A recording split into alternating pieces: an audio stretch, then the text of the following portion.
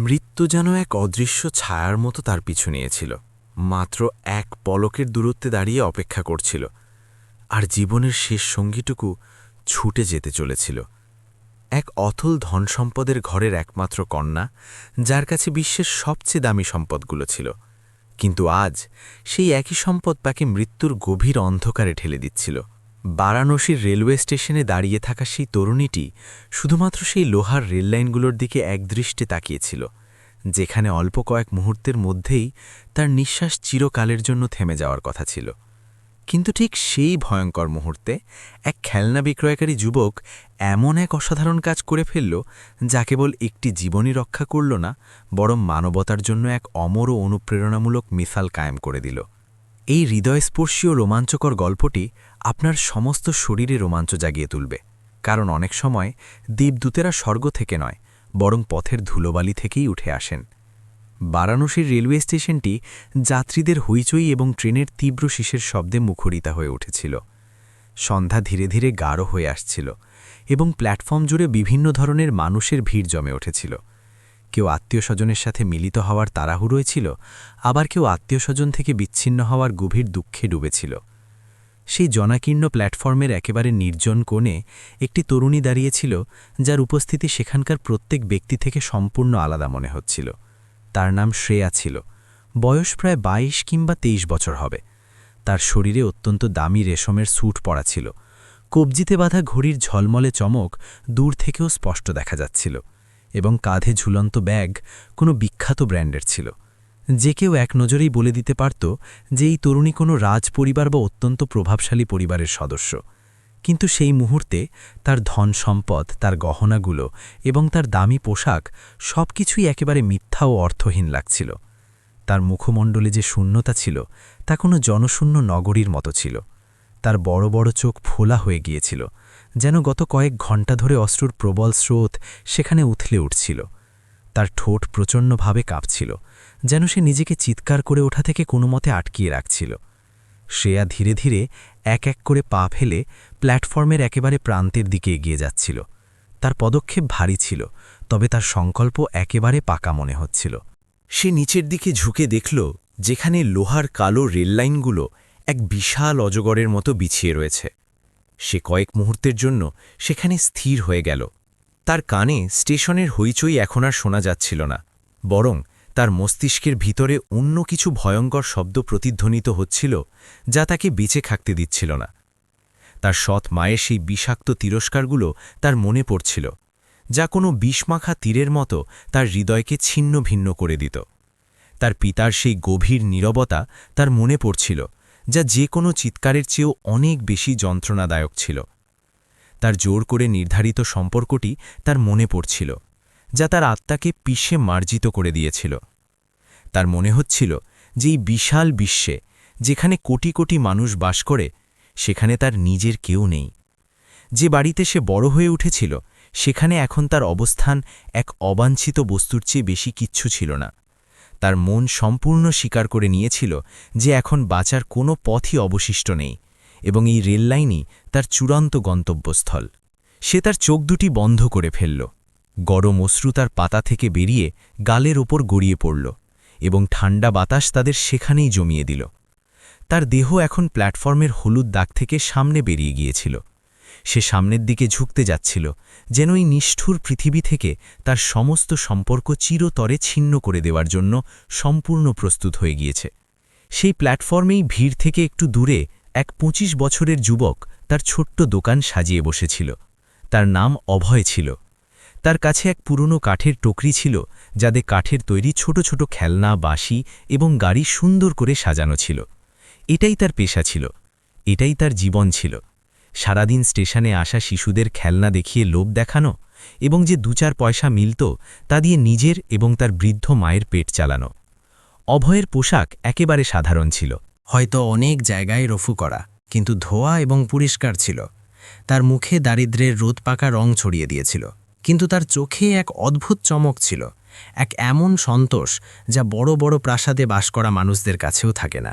সে এক শিশুকে কাঠের ঘোড়া দেখিয়ে হাসানোর চেষ্টা করছিল, যে হঠাৎ তার দৃষ্টি সেই তরুণীর উপর পড়ল। অভয়ের হাত সেখানেই থেমে গেল, সে গভীর মনোযোগ দিয়ে দেখল তো তার হৃদয় জোরে ধড়ক উঠল। সেই তরুণী ভিড়ের মধ্যে দাঁড়িয়ে থেকেও সবচেয়ে আলাদা এবং একা মনে হচ্ছিল। তার দাঁড়ানোর ভঙ্গি, তার ঝুঁকে থাকা দেহ এবং তার মুখের ভাব সব কিছু চিৎকার করে বলছিল যে সে কোনো খুব বড় এবং ভয়ানক সিদ্ধান্ত নিতে যাচ্ছে। অভয়ের তৎক্ষণাৎ তার পিতার কথা মনে পড়ে গেল। তার পিতাও এই স্টেশনে একসময় কাজ করতেন। তিনি সবসময় বলতেন, বাবা অভয়, ধর্ম শুধু মন্দিরে গিয়ে ঘণ্টা বাজানো নয়। যদি তোমার চোখের সামনে কারো প্রাণ সংকটে থাকে এবং তুমি তাকে বাঁচাতে পারো, তো সেটাই সবচেয়ে বড় ধর্ম, সেটাই সত্যিকারের পূজা। শ্রেয়া সেই মুহূর্তে এক চূড়ান্ত সিদ্ধান্ত নিয়ে তার দেহ হাওয়ায় ছেড়ে দেওয়ার জন্য সামনে ঝুঁকল। দূর থেকে আসা ট্রেনের হেডলাইটের আলো রেল লাইনগুলোতে চমকাতে শুরু করেছিল। এটা দেখেই অভয়ের কলিজা মুখে চলে এলো। সে দেখল না, তাকালো, তার খেলনার টুকরি সেখানেই ফেলে রেখে পুরো শক্তি দিয়ে সেই দিকে দৌড়ে গেল। তার নগ্ন পা প্ল্যাটফর্মের পাথরে দ্রুত আঘাত করছিল। আশেপাশের মানুষেরা তাকে পাগলের মতো দৌড়াতে দেখে বিস্ময় হতবাক হয়ে গিয়েছিল, কিন্তু অভয়ের কারও পরোয়া ছিল না। তার লক্ষ্য শুধু সেই তরুণীটি ছিল, যে মৃত্যুকে জড়িয়ে নিতে যাচ্ছিল। যেমনি শ্রেয়ার ভারসাম্য বিগড়ে গেল এবং সে পড়ে যাচ্ছিল, অভয় এক ঝটকায় তার হাত শক্ত করে ধরে ফেলল এবং পুরো জান লাগিয়ে তাকে পিছনের দিকে টেনে নিয়ে এলো। শ্রেয়াকে সামলানোর সুযোগই মিলল না। সে এক ঝটকায় পিছনের দিকে পড়ে গেল। অভয়ের ধাক্কা এত জোরালো ছিল যে সে প্ল্যাটফর্মের মেঝেতে এসে পড়ল। মাটিতে পড়তেই যেন তার ধৈর্যের বাঁধ একেবারে ভেঙে গেল। সে ফুপিয়ে ফুপিয়ে কাঁদতে শুরু করল। তার পুরো দেহ হিক্কায় কাঁপছিল। সে চিৎকার করে কাঁদতে চাইছিল, কিন্তু তার গলা একেবারে আটকে গিয়েছিল। অভয় নিজেও খুব খারাপভাবে হাঁপাচ্ছিল। তার বুক ধোকার মতো উঠানামা করছিল। কয়েক মুহূর্ত সে কিছু বলতেও পারল না।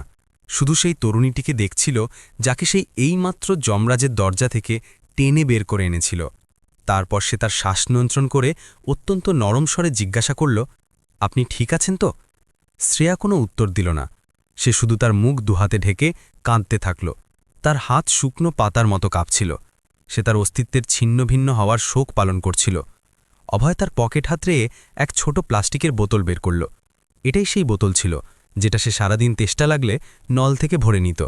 সে বোতলের ঢাকনা খুলে শ্রেয়ার দিকে বাড়িয়ে দিয়ে বলল, জি, একটু পানি খেয়ে নিন, মন শান্ত হয়ে যাবে। শ্রেয়া চোখের জলে ঝাপসা চোখে সেই যুবকটিকে দেখল। সে কাঁপা হাতে বোতল ধরে 2 ঢোক পানি গলায় নামিয়ে দিল। পানির শীতলতা তাকে এই অনুভূতি দিল যে সে এখনও জীবিত আছে। তার শ্বাস কিছুটা স্বাভাবিক হতে শুরু করল। কয়েক মুহূর্তের নীরবতার পর সে অভয়ের দিকে তাকাল। তার চোখে এখনও গভীর বিষাদ ছিল। সে ধীর এবং ভাঙা স্বরে জিজ্ঞাসা করল, তুমি তুমি আমাকে কেন আটকালে? আমাকে মরতে দাও। অভয় শুনে তার মুখ গম্ভীর হয়ে গেল। সে এক মুহূর্তের জন্য আকাশের দিকে তাকাল, যেন ঈশ্বরকে সাক্ষী মানছিল। তারপর সে খুব সহজভাবে কিন্তু দৃঢ়তার সাথে বলল, শুধু মনে হলো কারো জীবনের দীপ নিভে যাচ্ছে, তো তাকে হাওয়া থেকে বাঁচিয়ে নেওয়া উচিত। শ্রেয়ার ঠোকে এক অত্যন্ত ফ্যাকাশে এবং তিক্ত হাসি ভেসে উঠল। সে বলল, কাশ তুমি না আটকাতে, হয়তো সবকিছু শেষ হয়ে যেত, সব যন্ত্রণা মিটে যেত। এটা শুনে অভয় যা বলল তা কোনো ঋষির বচনের চেয়ে কম ছিল না। সে বলল, মরে কিছু শেষ হয় না, মানুষ চলে যায়, কিন্তু পিছনে অনেক কিছু ছেড়ে যায়। আর যন্ত্রণার কথা বললে জীবনের দ্বিতীয় নামই সংগ্রাম। যে কোনো দুঃখ তাকে জয় করে হারানো যায়, তার থেকে পালিয়ে নয়। পালানো তো কাপুরুষতা, আর আপনি কাপুরুষ মনে হন না। শ্রেয়া তার দিকে বিস্মিত হয়ে দেখতে লাগল।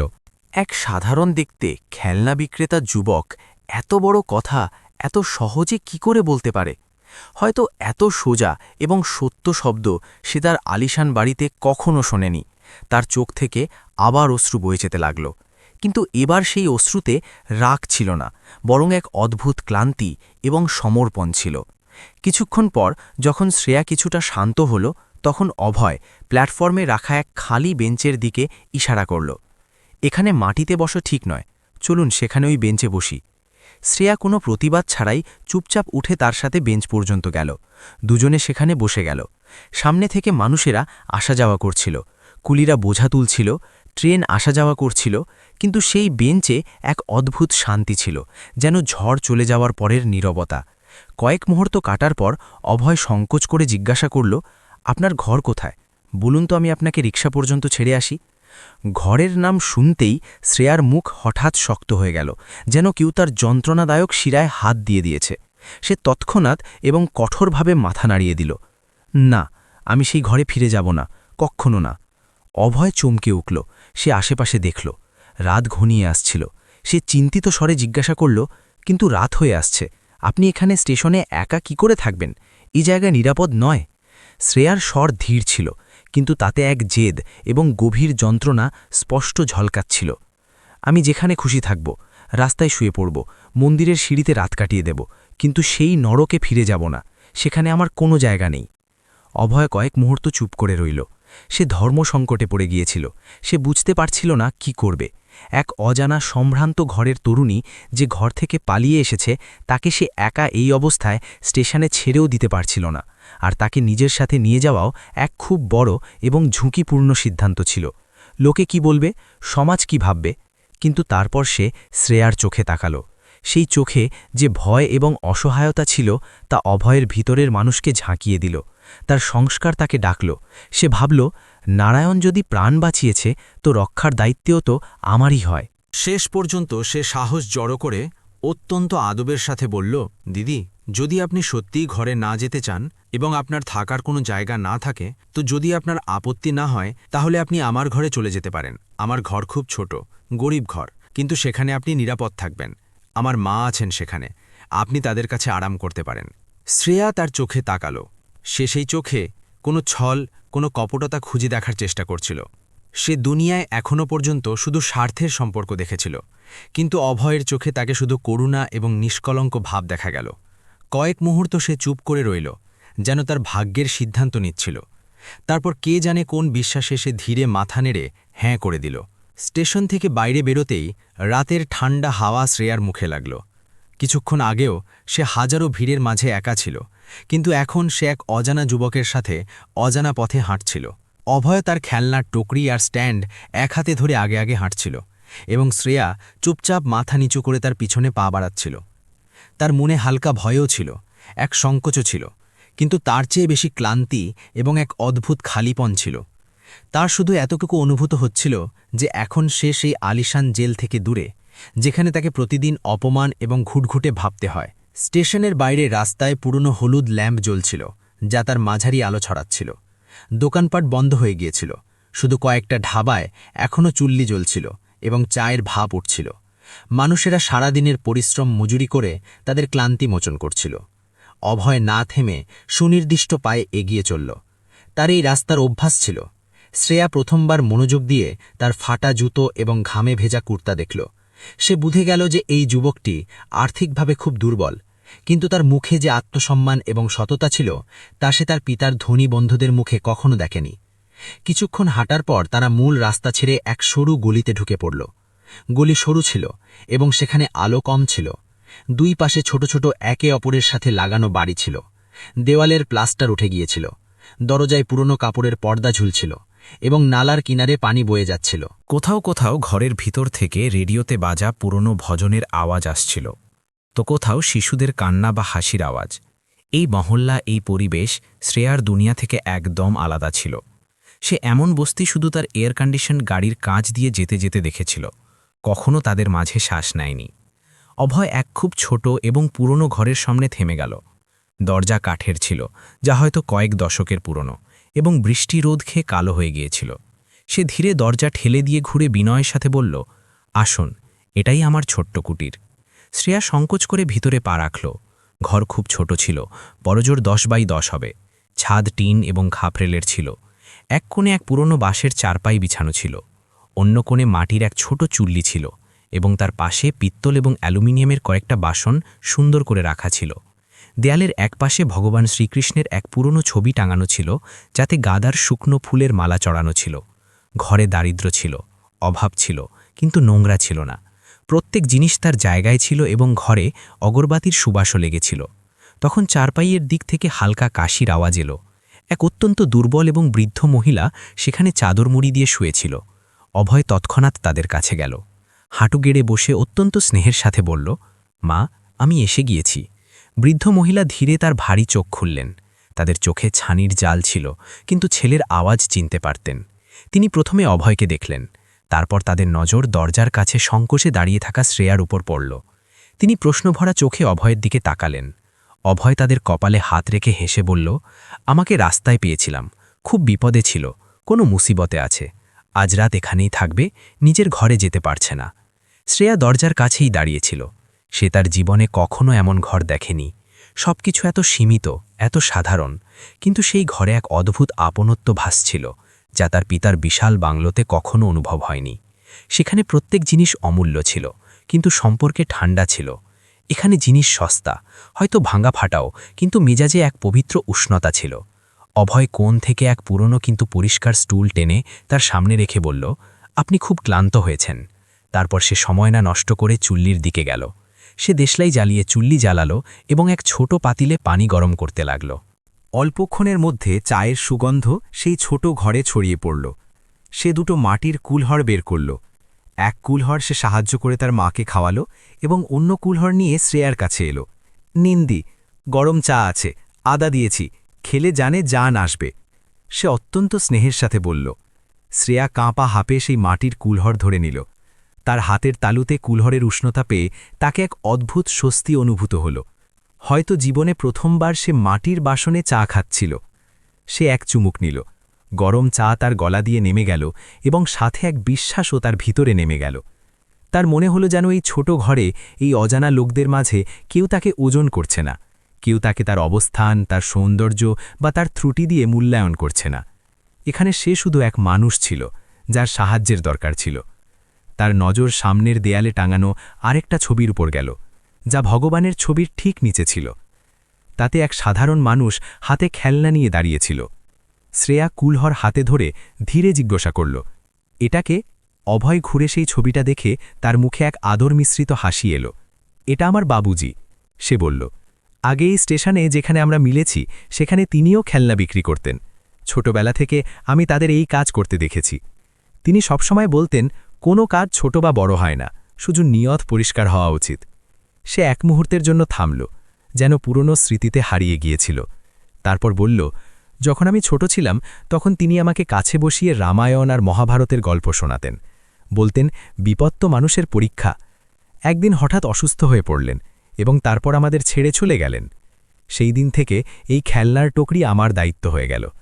শ্রেয়া চুপচাপ তার কথা শুনছিল। তার মনে এক উথাল পাথাল শুরু হয়ে গিয়েছিল। যে যুবকের কাছে নিজের কিছুই ছিল না, যার নিজের জীবন সংগ্রামে ভরা ছিল, সে এক মুহূর্ত না ভেবে তার প্রাণ বাঁচাল এবং তাকে নিজের ঘরে, নিজের ছাদের নিচে আশ্রয় দিল। তার প্রথমবার অনুভব হল যে দুনিয়ায় এখনও ধর্ম এবং মানবতা জীবিত আছে। যে সমাজকে সে এতদিন ধন সম্পদের চশমা দিয়ে দেখত, তার এই রূপ তাকে অবাক করে দিচ্ছিল। রাত এখন পুরোপুরি ঘনিয়ে গিয়েছিল। বাইরে গলির হইচই থেমে গিয়েছিল এবং নীরবতা ছড়িয়ে পড়েছিল। অভয় মেঝেতে এক পরিষ্কার দড়ি আর তার উপর এক রজাই বিছিয়ে বলল, দিদি, আজ রাত আপনি এখানেই আরাম করে নিন। জায়গা একটু কম, কিন্তু আপনার কোনো অসুবিধে হবে না। আপনি নির্ভয়ে ঘুমিয়ে পড়ুন, এখানে কেউ আপনাকে বিরক্ত করবে না। শ্রেয়া সেই ছোট ঘরটাকে, পুরনো দেয়ালগুলোকে, কাশতে থাকা অসুস্থ মাকে এবং সামনে দাঁড়িয়ে থাকা সেই দেবতুল্য সরল যুবককে দেখল। তার হৃদয়ে যে ভয়ের ঝড় ছিল, সেটা এখন শান্ত হয়ে যাচ্ছিল। তার জায়গায় এখন এক গভীর স্বস্তি নিয়ে নিয়েছিল।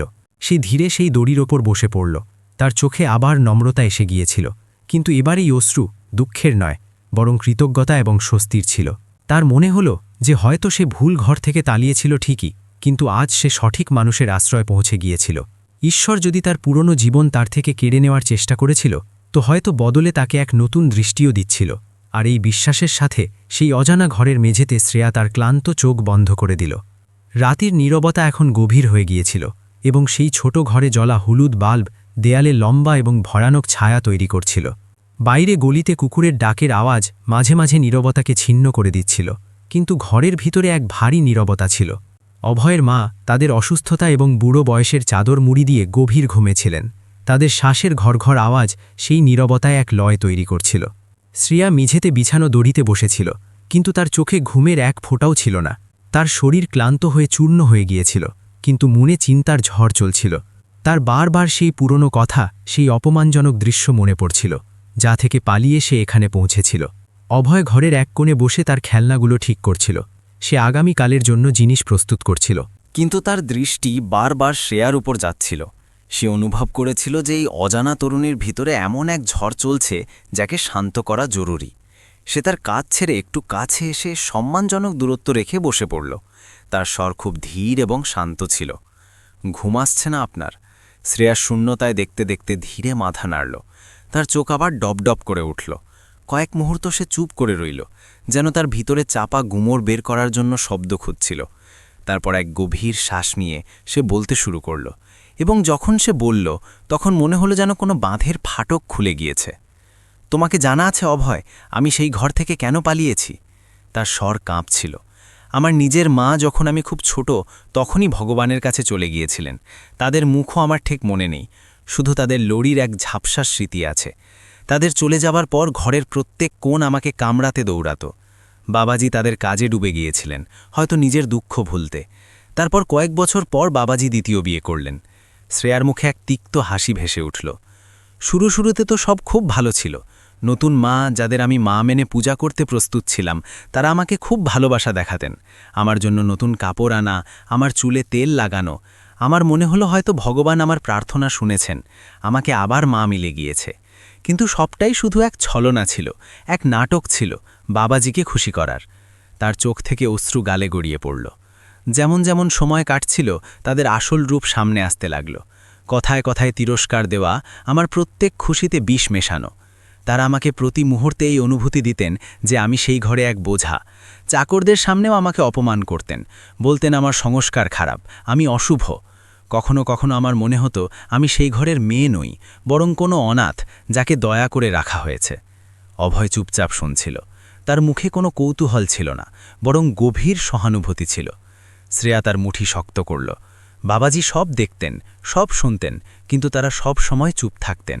হয়তো তাদের মনে হতো ঘরে শান্তি বজায় থাকুক, ক্লেশ না হয়, তাই আমার বলি চড়ানো সহজ ছিল। নয়তো হয়তো তারা সত্যের মুখোমুখি হওয়ার সাহসই হারিয়ে ফেলেছিলেন। সেই আলিশান বাংলোয় আমার জন্য সব কিছু ছিল, দামি কাপড়, গাড়ি, চাকর চাকরানি, কিন্তু এক মুহূর্তের শান্তি ছিল না। এবং তারপর কয়েক মাস আগে তারা আমার জীবনের সওদা করে দিল। সওদা? অভয়ের মুখ থেকে অনায়াসে বেরিয়ে গেল, হ্যাঁ সওদা। শ্রেয়া ফুপিয়ে বলল, তারা আমার বিয়ে ঠিক করে দিয়েছেন এক এমন লোকের সাথে যে বয়সে আমার বাবার সমান, এক বিধুর যার স্বভাব এত অহংকারী এবং নিষ্ঠুর যে জন্তুও তার কাছে আশ্রয় চাইবে। যখনই সে আমাদের ঘরে আসত তার নোংরা চোখ আমাকে ঘুরে দেখত, আমার তার থেকে ঘৃণা আসত। আমি বাবাজির পা ধরেছিলাম, তাদের সামনে গীত করে বলেছিলাম আমি এই বিয়ে করতে চাই না। আমি বলেছিলাম আমি এগিয়ে যেতে চাই, কিছু হতে চাই। কিন্তু বাবাজি আমার এক কথাও শোনেননি। তারা শুধু এতটুকু বলেছিলেন যে এই সম্পর্ক তাদের পড়ে যাওয়া ব্যবসার জন্য খুব জরুরি। ভাবো অভয়, এক বাবা তার ব্যবসার জন্য তার মেয়ের সুখের বলি দিয়ে দিল। ঘরে নীরবতা আরও গভীর হয়ে গেল। বাইরে হাওয়া চলায় দরজার পুরনো পর্দা নড়তে লাগল। শ্রেয়া অশ্রু মুছে তার কথা চালিয়ে গেল। কাল সীমা ছাড়িয়ে গিয়েছিল। আমার সৎ মা সবার সামনে আমাকে খুব খারাপ ভালো বলেছিলেন। তারা বলেছিলেন আমি এই ঘরের মাথায় কলঙ্ক, আর যত তাড়াতাড়ি বিদায় হই ততই ভালো। সেই এক মুহূর্ত আমার ভিতরে কিছু ভেঙে গিয়েছিল। আমার মনে হলো যখন আমার নিজের দুনিয়াতেই আমার কোনো জায়গা নেই, আমার কোনো মূল্য নেই, তো তাহলে বাঁচার কি অর্থ? শুধু সেই আবেগে, সেই যন্ত্রণায় আমি ঘর থেকে বেরিয়ে পড়লাম, এই ভেবে যে এখন কখনো ফিরব না। এবং তারপর আমি সেই স্টেশনে পৌঁছে গেলাম যেখানে তুমি মিলে গেলে। অভয় এক গভীর শ্বাস নিল, তার চোখে পানি ছিল। সে অত্যন্ত কোমল স্বরে বলল, দুঃখ যত বড়ই হোক, জীবন তার চেয়েও বড় হয়। আমার বাবুজি যখন চলে গিয়েছিলেন তখন আমি খুব ছোট ছিলাম। সেই দিন আমারও মনে হয়েছিল যে এখন সব শেষ হয়ে গিয়েছে। মাথা থেকে ছাদ ছিনিয়ে নেওয়া হয়েছে, কিন্তু তারপর আমি আমার মায়ের দিকে তাকিয়েছিলাম। যদি আমি ভেঙে পড়তাম তো তাদের কি হতো? এ তো আমার সাহায্যেই বেঁচেছিল।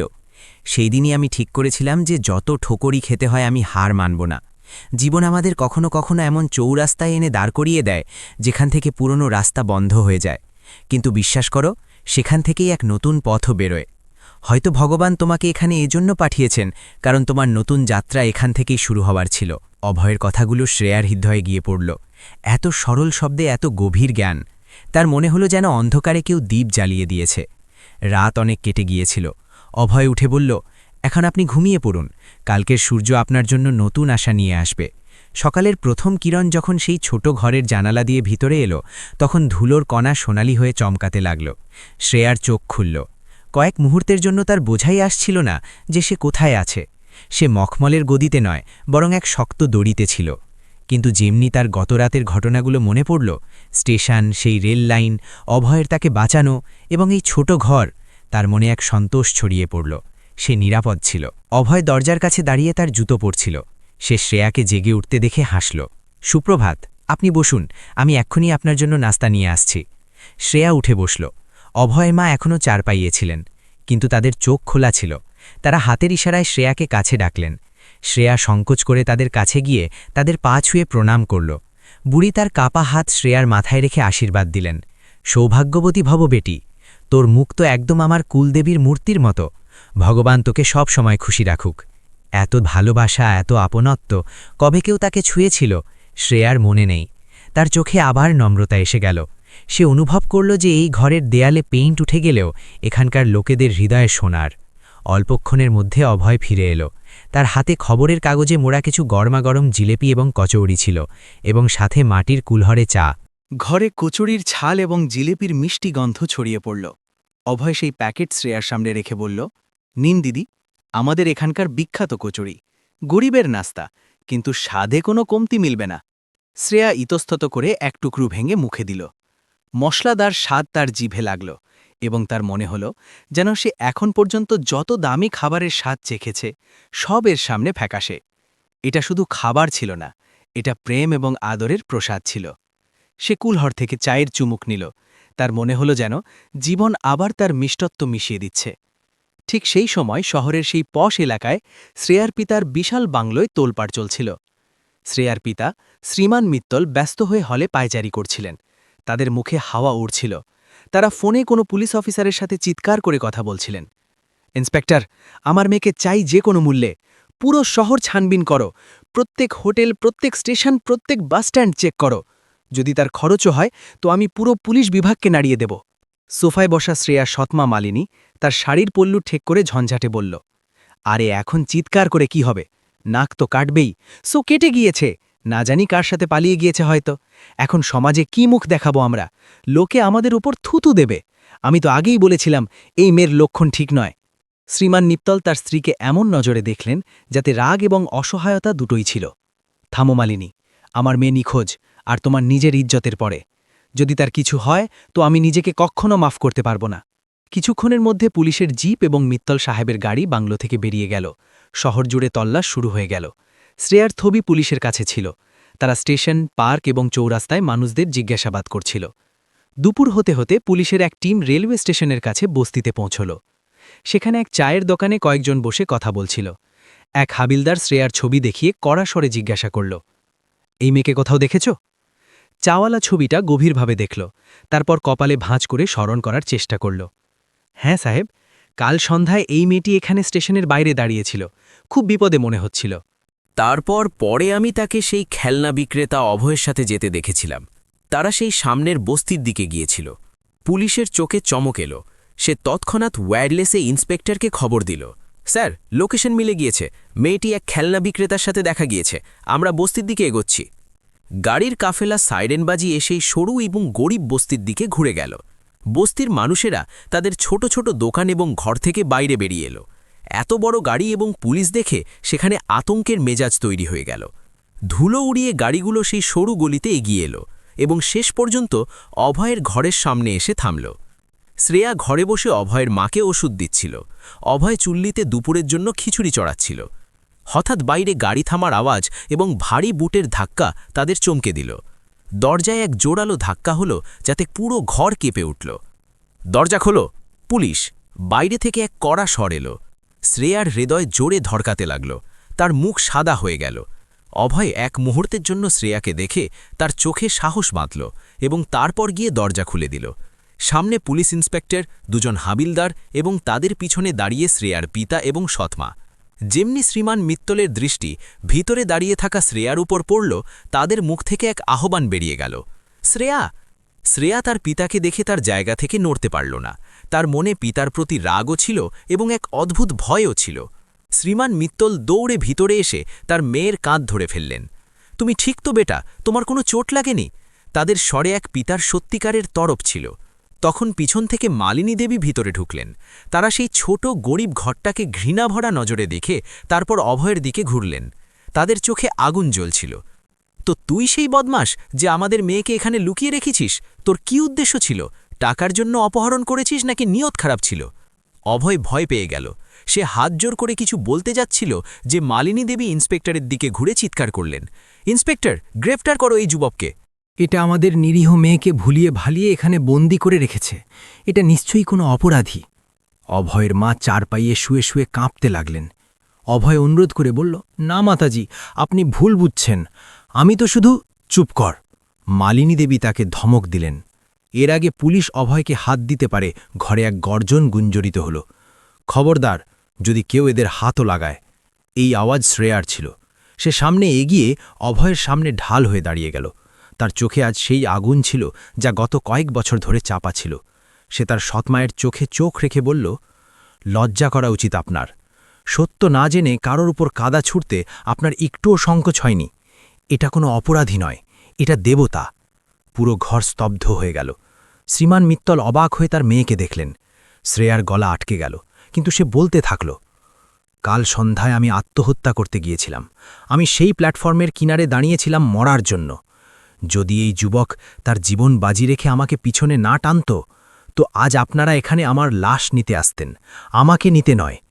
শ্রীমান মিত্তলের পায়ের নিচে মাটি সরে গেল। আত্মহত্যা, তারা বিড়বিড় করে বললেন। হ্যাঁ বাবাজি, শ্রেয়া ফুঁপিয়ে বলল। সেই ঘরের ঘুটঘুটে আর অপমান থেকে বাঁচার জন্য আমার কাছে আর কোনো রাস্তা ছিল না। সেখানে শত শত মানুষ ছিল, কিন্তু কেউ আমার দিকে তাকায়নি পর্যন্ত। শুধু এই খেলনা বিক্রেতা আমাকে আটকালো, আমাকে পানি খাওয়ালো, আমাকে বুঝিয়ে বলল জীবন কত মূল্যবান। এটা আমাকে তার ঘরে আশ্রয় দিল, তার মায়ের কাছে শোয়ালো এবং নিজে মেঝেতে শুয়ে। আর আপনারা এটাকে অপরাধী বলছেন? ঘরে এক ভারী নীরবতা ছড়িয়ে পড়ল। মালিনী দেবীর মুখ লজ্জায় নিচু হয়ে গেল, নয়তো হয়তো সে এখনও তার হার মানতে প্রস্তুত ছিল না। কিন্তু শ্রীমান মিত্তলের চোখ থেকে অনুতাপের অশ্রু বয়ে যেতে লাগল। তারা কাঁপা পায়ে অভয়ের কাছে গেলেন। অভয় যে এখন পর্যন্ত মাথা নিচু করে দাঁড়িয়েছিল, তাকে তারা গভীরভাবে দেখলেন।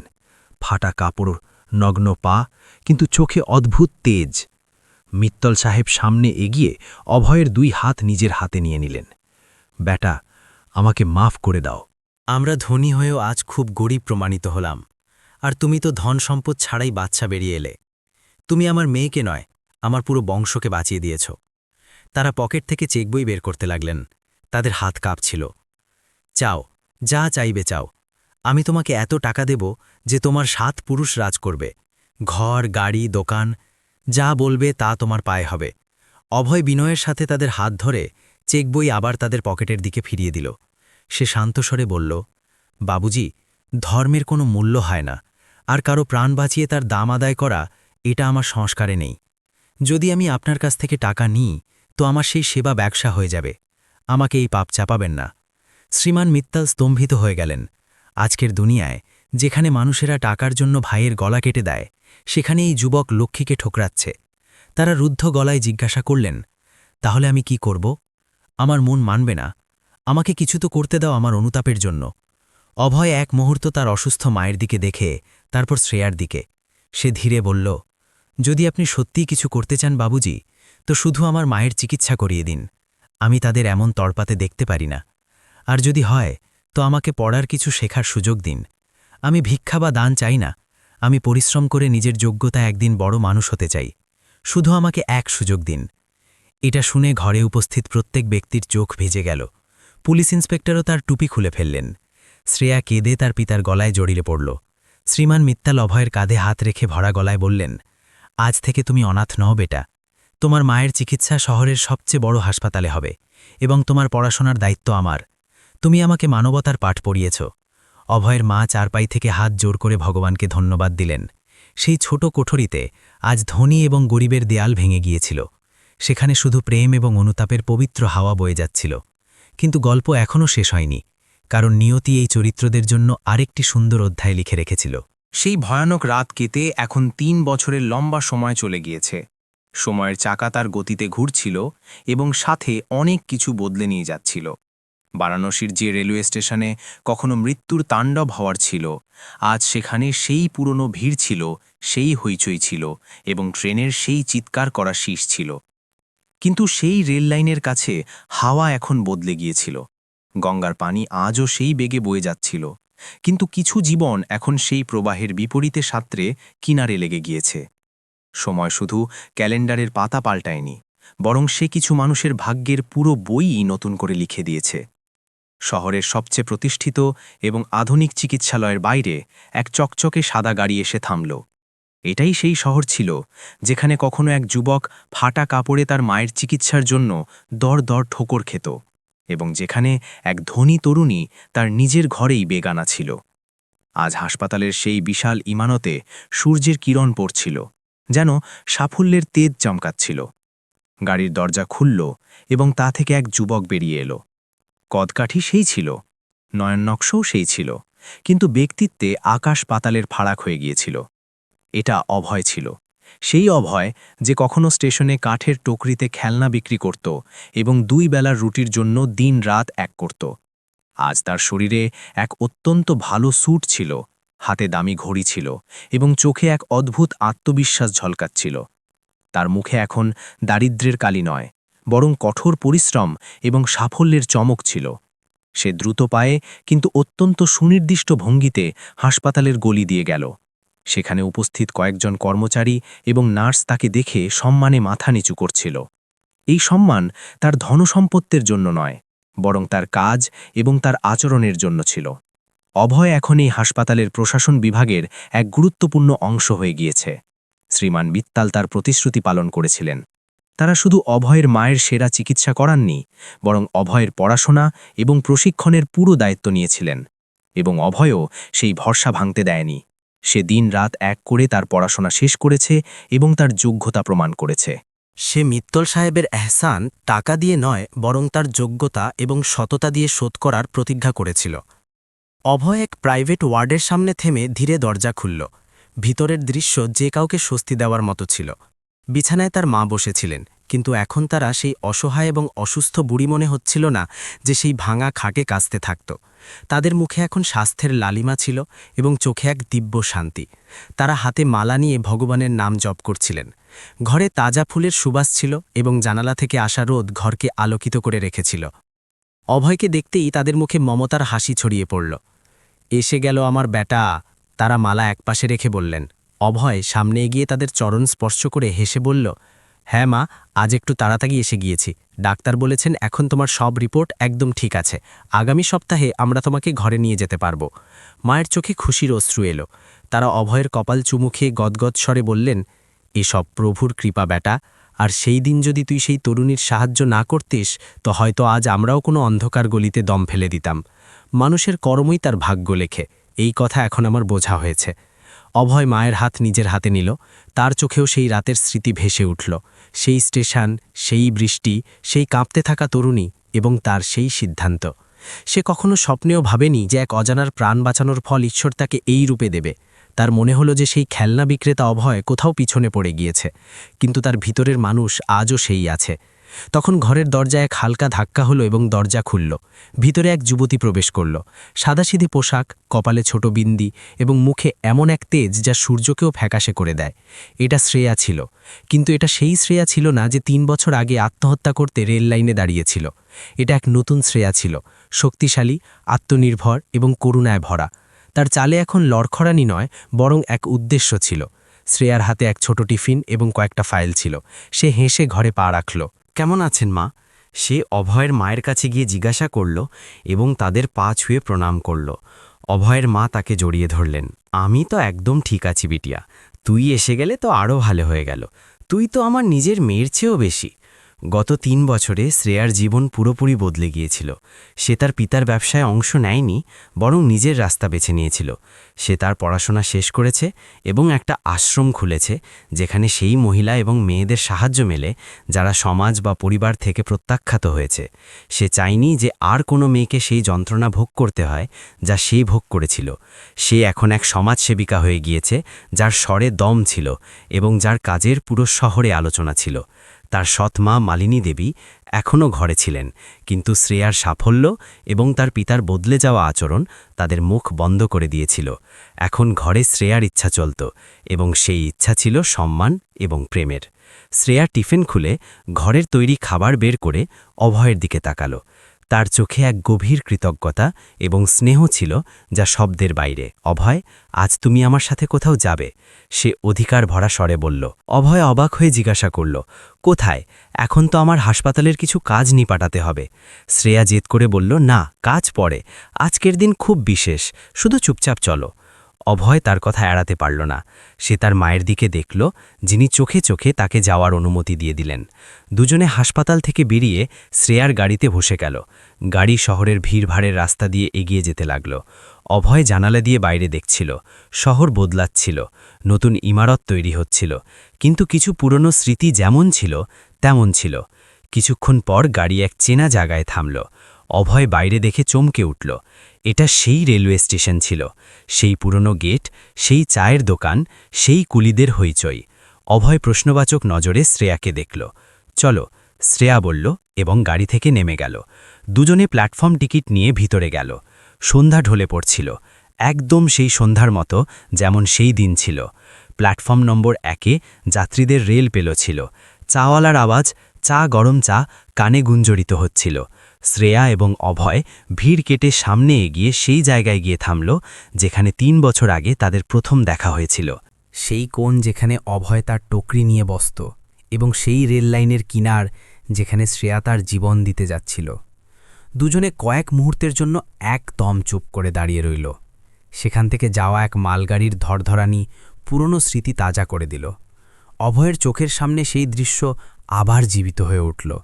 শ্রেয়ার সেই ফ্যাকাশে মুখ, ফোলা চোখ এবং মৃত্যুর দিকে এগিয়ে যাওয়া পা, এবং তারপর তার দৌড়ানো, তাকে টানা। শ্রেয়া সেই বেঞ্চের দিকে ইশারা করল যেখানে সেই রাতে দুজনে বসেছিল। আসো, সেখানে বসি, সে ধীর স্বরে বলল। তারা দুজনে সেই পুরনো লোহার বেঞ্চে বসে গেল। আশেপাশের দুনিয়া তার গতিতে চলছিল, কিন্তু তাদের দুজনের জন্য সময় থেমে গিয়েছিল। শ্রেয়া তার দৃষ্টি রেললাইনে আটকে দিয়ে ভারী মনে বলল, অভয়, তোমার মনে আছে ঠিক এই জায়গায় এই সময় আমি আমার জীবন শেষ করতে এসেছিলাম। আমার মনে হয়েছিল যে আমার সব কিছু লুট হয়ে গিয়েছে, আমার কোনো অস্তিত্ব নেই। সেই সময় সেখানে শত শত মানুষ ছিল, কিন্তু কেউ আমার দিকে তাকায়নি। শুধু তুমি ছিলে, শুধু তুমি যে আমাকে আটকিয়েছিলে।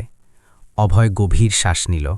আর যদি সেই দিন তুমি সেখানে না আসতে দিদি, তো হয়তো আমার জীবনও সেই খেলনার টুকরিতে সীমাবদ্ধ থেকে যেত। আমি কখনো জানতেই পারতাম না যে আমার ভিতরে আরও কিছু করার ক্ষমতাও আছে। তোমার জন্য আমাকে এক নতুন পরিচয় মিলেছে, আমার মাকে নতুন জীবন মিলেছে। শ্রেয়া ধীরে অভয়ের দিকে মুখ ঘোরাল। তার চোখে সন্ধ্যার ডুবতে থাকা আলো চমকাচ্ছিল। সে অত্যন্ত সংযমের সাথে বলল, অভয়, সেই দিন তুমি শুধু আমার প্রাণ বাঁচাওনি, তুমি আমার আত্মাকে বাঁচিয়েছিলে। তুমি আমাকে শিখিয়েছিলে যে যন্ত্রণা থেকে পালানো নয়, তাকে জয় করে হারানো উচিত।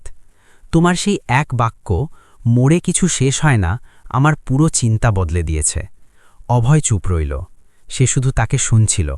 শ্রেয়া একটু সংকোচ করে কিন্তু দৃঢ়তার সাথে এগিয়ে বলল, এই 3 বছরে আমি অনেক কিছু পেয়েছি, নাম, খ্যাতি, কাজ, সব কিছু। কিন্তু এক খালিপন আছে যা এখনও ভরেনি, আর আজ আমি সেই খালিপনকে চিরকালের জন্য মিটিয়ে দিতে চাই। সে তার কথা শেষ করে অভয়ের হাত নিজের হাতে নিয়ে নিল। অভয়ের হৃদয় জোরে ধরকাতে লাগল। শ্রেয়ার স্বরে এক কম্পন ছিল। সেই দিন তুমি এক অজানা তরুণীর হাত ধরে তাকে মৃত্যুর মুখ থেকে টেনে বের করেছিলে। আজ কি তুমি সেই তরুণীর হাত ধরে তাকে জীবনভরের জন্য তোমার সাথী বানাতে পারবে?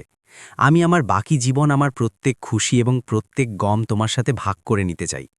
আমি চাই যে আমরা দুজনে মিলে সেই মানুষদের সাহায্য করি যাদের দুনিয়া প্রত্যাখ্যান করেছে, ঠিক তেমনি যেমন তুমি আমাকে সাহায্য দিয়েছিলে। অভয় স্তম্ভিত হয়ে গেল। এক ধনী পিতার কন্যা, এক সফল সমাজসেবী আজ এক পূর্ব খেলনা বিক্রেতার সামনে প্রেমের প্রস্তাব রাখছে। এটা কোনো ফিল্মি গল্পের মতো ছিল না, এটা বাস্তবতা ছিল, শুদ্ধ এবং পবিত্র। সে তার দৃষ্টি নিচু করে নিল। কিন্তু শ্রেয়া, আমি এবং তুমি, আমাদের কোনো মেল নেই, সমাজ কি বলবে? শ্রেয়া তার হাতে নিজের পকড় আরও শক্ত করল। সমাজ তো সেই দিন আমাকে মরতে ছেড়ে দিয়েছিল অভয়। সমাজ তো আমার সৎমায়ের তিরস্কার থামায়নি। আমার জন্য সমাজ তুমি, তোমার মা আর আমার বাবাজি, যিনি তার ভুল সংশোধন করেছেন। আর মেলের কথা বললে, আত্মার মেল তো সেই দিনই হয়ে গিয়েছিল যখন তুমি আমাকে তোমার সেই ছোট্ট কোঠরিতে আশ্রয় দিয়েছিলে এবং নিজে মেঝেতে শুয়েছিলে। সেখানে কোনো ধন সম্পদ গরিবই ছিল না, শুধু মানবতা ছিল। এবং যেখানে মানবতা থাকে সেখানে ঈশ্বর নিজে সম্পর্ক জুড়ে দেন। অভয় মাথা তুলে শ্রেয়ার চোখে তাকালো। সেখানে তাকে সেই সততা দেখা গেল যা সেই রাতে সেই দ্বীপের আলোয় দেখা গিয়েছিল। তার মনে হলো যে ভগবান এই সম্পর্ক অনেক আগেই ঠিক করে দিয়েছিলেন, শুধু সময়ের অপেক্ষা ছিল। সে ধীরে হেসে তার সম্মতিতে মাথা নাড়িয়ে দিল। যদি তুমি সাথে থাকো শ্রেয়া, তো আমি পুরো দুনিয়ার সাথে লড়তে পারি। সেই দিন আমি তোমাকে পড়ে যাওয়া থেকে বাঁচিয়েছিলাম। আজ আমি প্রতিজ্ঞা করছি যে জীবন ভর তোমাকে কখনো পড়তে দেব না। স্টেশনের সেই হইচইয়ের মাঝে, যেখানে কখনো এক জীবন শেষ হওয়ার কিনারায় ছিল, আজ সেখানে দুই আত্মা চিরকালের জন্য এক হয়ে গেল। দূর কোনো মন্দির থেকে সন্ধ্যার আরতির ঘণ্টা শোনা যেতে লাগল, যেন ঈশ্বরও এই পবিত্র বন্ধনে নিজের মোহর লাগাচ্ছেন। কয়েকদিন পর এক জমকালো কিন্তু সাদাসিধে অনুষ্ঠানে অভয় এবং শ্রেয়ার বিবাহ সম্পন্ন হল। মণ্ডপে অগ্নির ফেরানিতে দুজনে একে অপরকে প্রতিজ্ঞা দিল সুখ দুঃখে সাথ নেওয়ার। মিত্তল সাহেবের চোখে অশ্রু ছিল, কিন্তু এই অশ্রু খুশির ছিল। তাদের মেয়ের জন্য অভয়ের চেয়ে ভালো বর দুনিয়ার কোনো কোণে মিলতে পারত না। হিরে জহরত দিয়ে ভরা নয়, বরং সংস্কার এবং চরিত্র দিয়ে ধনবান। অভয়ের মা সেখানে উপস্থিত ছিলেন, যিনি তার ছেলে এবং বউকে দেখে ফুলে না উঠছিলেন। এই গল্প শুধু এক যুবক এবং তরুণীর নয়, এই গল্প সেই বিশ্বাসের যা বলে যে ভালো কাজ কখনো বৃথা যায় না। সেই রাতে যদি অভয় মুখ ফিরিয়ে নিত, তো আজ দুই পরিবার ছিন্ন ভিন্ন হয়ে যেত। কিন্তু এক ছোট নেকির কাজে এক নিঃস্বার্থভাবে না জানি কত জীবন সাজিয়ে দিয়েছে। সেই দিন কোনো ধনী গরিবকে বদলায়নি, আর না কোনো গরিব ধনী হওয়ার স্বপ্ন দেখেছিল। সেই দিন শুধু মানবতা তার কাজ করেছিল, এবং সেই মানবতাই দুই জীবনের ভাগ্য বদলে দিয়েছিল। সত্যিই সেই দিন মানবতা শুধু জিতেনি, সে দুই ভাঙা হৃদয় জুড়ে এক নতুন দুনিয়া বসিয়ে দিয়েছিল। বন্ধুরা, জীবনে কখনো কাউকে বিপদে দেখলে এই ভেব না যে আমার কি লাভ, শুধু এই ভাবো যে আমার কি ধর্ম। হয়তো তোমার এক ছোট কদম কারো পুরো দুনিয়া বদলে দিতে পারে, যেমন অভয় শ্রেয়ার বদলে দিয়েছে। যদি এই গল্প তোমার হৃদয়ের কোনো কোণে ছুঁয়ে থাকে, যদি তোমার চোখেও নম্রতা এসে থাকে, তো আমাদের চ্যানেলকে এখনই লাইক, সাবস্ক্রাইব এবং শেয়ার করো। কমেন্ট বক্সে তোমার শহরের নাম এবং লিখতে ভুলো না, যাতে আমাদের জানা যায় যে আমাদের গল্প কোথায় কোথায় হৃদয় ছুঁয়ে যাচ্ছে। আমরা শিগগিরই ফিরে আসব এক নতুন জজবাতে ভরা গল্প নিয়ে। ততক্ষণের জন্য খুশি থেকো, সুস্থ থেকো এবং তোমার সম্পর্কের কদর করো। মা বাবার সেবা করো, কারণ আসল স্বর্গ সেটাই।